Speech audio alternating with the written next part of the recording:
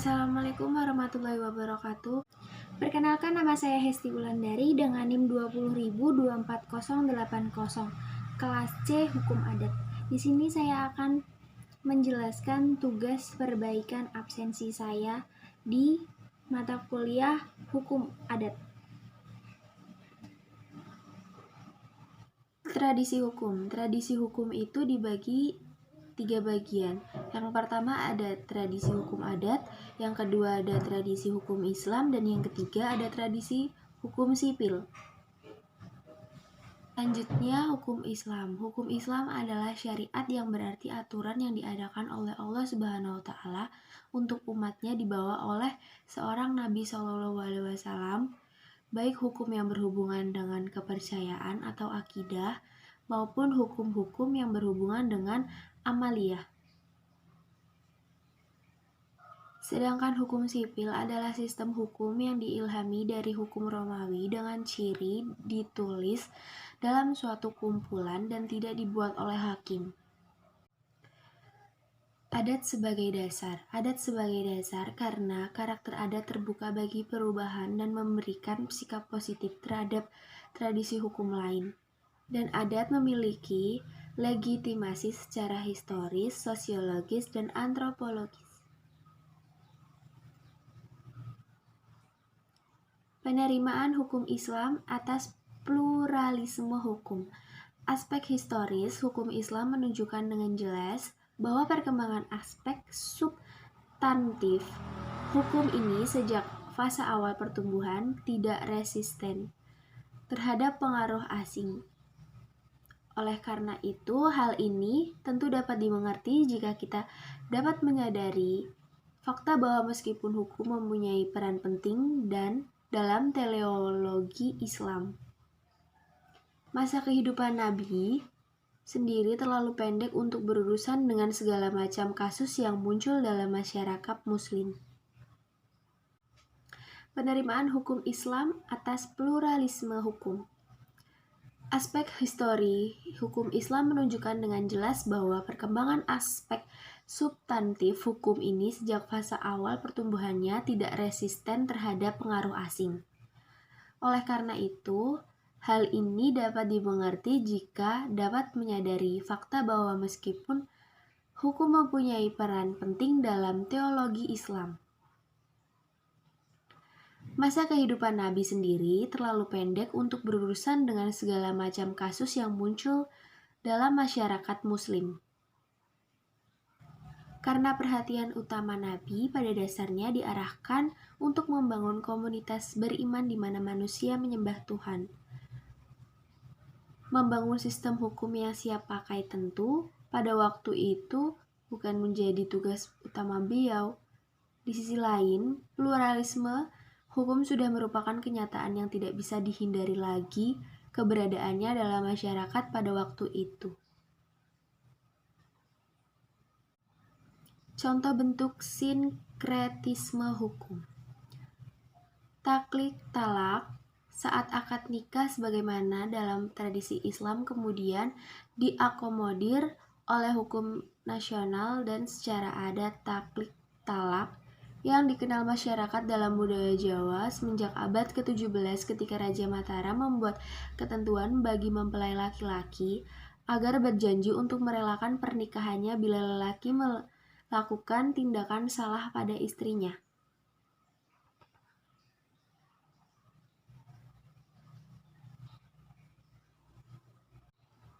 Sehingga taklidnya meninggalkan istri saya 2 tahun berturut-turut. Kemudian tidak memberi nafkah wajib kepadanya 3 bulan lamanya. Kemudian menyakiti badan atau jasmani istri saya atau membiarkan tidak memperdulikan istri saya 6 bulan atau lebih. Dan pluralisme hukum era kolonial. 1.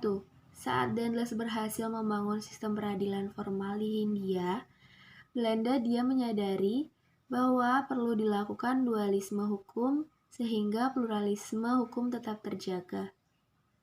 Kedua, penghulu atau adat sering ditunjuk sebagai penasehat dalam pengadilan non-agama. Ketiga, ketika menghadapi persoalan hukum, Daendels membuat jalan tengah di mana adat masih bisa dijalankan selama tidak bertentangan dengan hukum kolonial dan keamanan publik. Keempat, Belanda cenderung mengabaikan hukum Islam dan lebih peduli dengan hukum adat.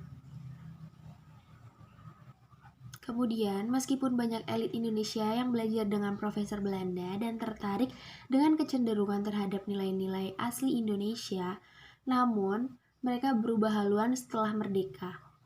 Bahwa banyak pengacara yang berpraktik di pengadilan tidak mendukung hukum adat dan institusi lokal.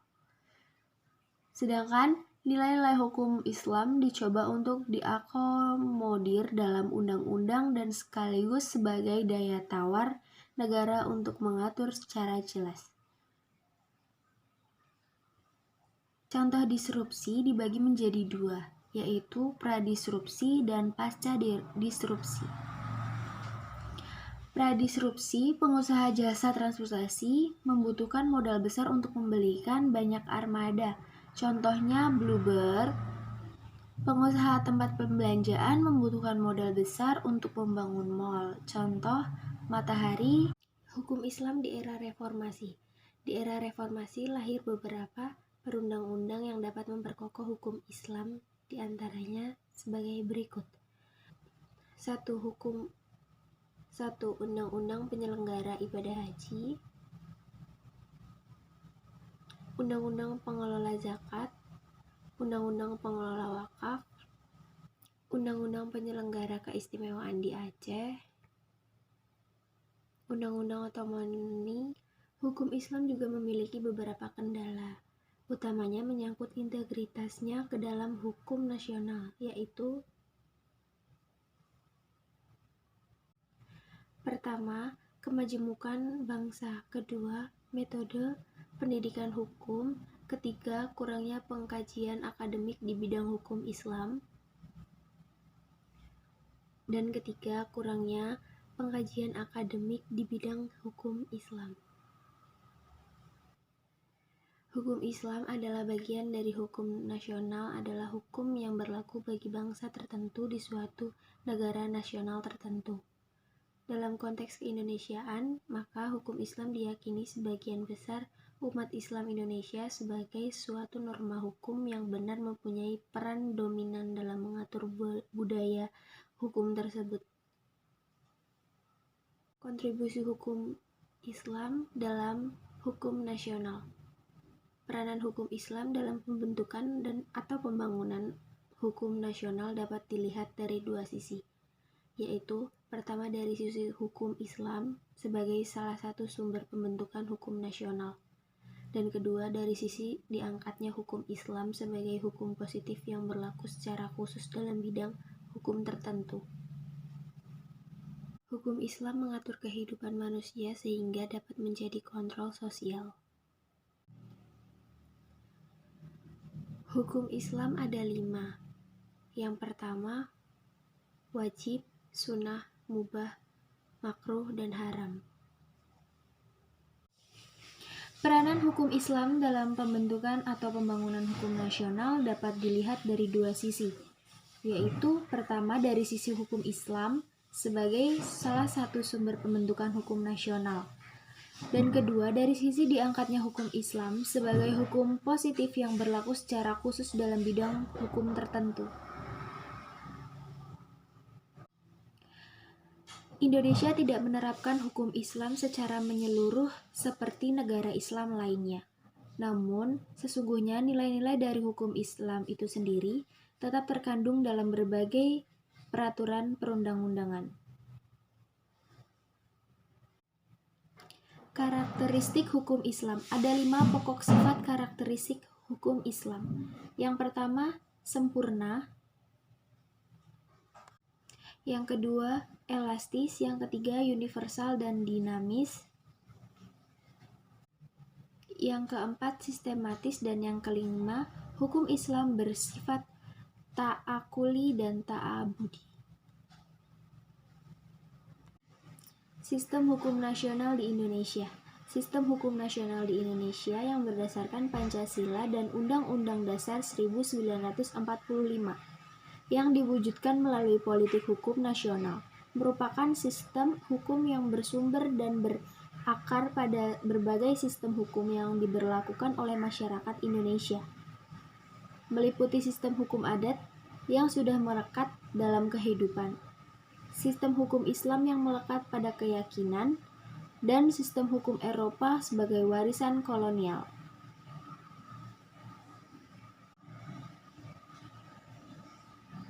Ketiga sistem hukum tersebut menjadi bahan baku dalam pembentukan sistem hukum nasional yang holistik dan komprehensif melalui politik nasional.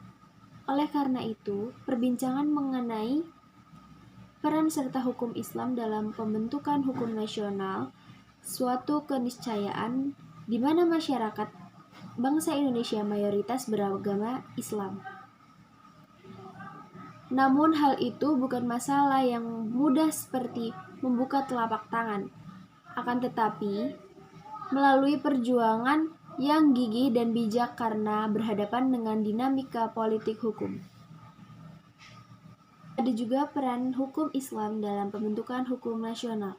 Dalam pembangunan hukum nasional, ada beberapa fenomena yang dijumpai dalam praktik. Pertama, hukum Islam berperan dalam mengisi kekosongan hukum dalam hukum positif yang dalam ini hukum Islam diberlakukan oleh negara. Ada juga peran hukum Islam dalam pembentukan hukum nasional. Dalam pembangunan hukum nasional, ada beberapa fenomena yang dijumpai dalam praktik. Pertama, hukum Islam berperan dalam mengisi kekosongan hukum dalam hukum positif yang dalam hal ini hukum Islam diberlakukan oleh negara sebagai hukum positif bagi umat Islam. Sebagai salah satu contoh komplikasi hukum Islam yang diberlakukan berdasarkan instrumen hukum instruksi Presiden atau Inpres nomor 1 tahun 1991 untuk memenuhi kebutuhan hukum positif dalam memenuhi salah satu tokoh unsur kedudukan pengadilan agama sebagai pengadilan negara. Kedua, hukum Islam berperan sebagai sumber nilai yang memberikan kontribusi terhadap aturan hukum yang dibentuk berdasarkan politik hukum nasional. Dalam hal ini sangat tergantung pada sikap pemegang kekuasaan legislatif yang muslim yang memiliki kualitas keilmuan di bidang hukum Islam dan semangat jihad serta komitmen terhadap hukum Islam. Secara prinsip terhadap tiga persoalan mendasarkan terhadap eksistensi hukum Islam di Indonesia. Pertama, elastisitas hukum Islam dalam mengakomodasi peristiwa-peristiwa dalam masyarakat yang mana hukumnya belum diatur secara tegas dalam hukum Islam. Kedua, pelembagaan hukum Islam menjadi hukum negara yang dikenal dengan positivasi hukum Islam di Indonesia. Dan yang ketiga, pembaharuan hukum Islam yang sesuai dengan perkembangan kebutuhan masyarakat terhadap hukum yang hidup untuk menjawab sebagai persoalan kontemporer dalam mengualitasikan hukum Islam ke dalam hukum masa kini yang terus berubah ke arah yang lebih praktis dan pragmatis.